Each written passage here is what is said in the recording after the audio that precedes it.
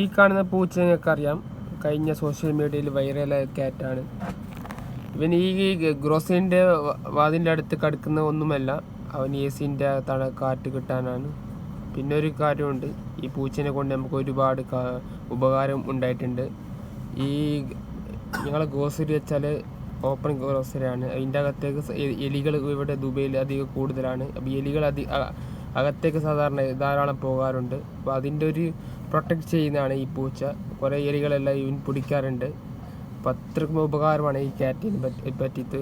എല്ലാവർക്കും അറിയാം, ഈ ക്യാറ്റ് ദുബായ് സത്വൽ അറിയപ്പെടുന്ന ഒരു സാധാരണ ഒരു കാറ്റാണ്. ഒരു ഉപകാരം ഉള്ളത് ഒരു ക്യാറ്റാണ്. ഒരു ഉപദ്രവം എന്നൊരു ഇതില്ല ഈ ക്യാറ്റിന്. അത്രയും പാവപ്പെട്ട ഒരു ക്യാറ്റാണ്. കഴിഞ്ഞ പ്രാവശ്യം ഇതിൻ്റെ ഒരു കുട്ടിയെ കാലടിച്ച് മരണപ്പെട്ട ഒരു ബേജാറിലാണ് ഇവൻ. ഇപ്പോൾ ബേജാറിലൊക്കെ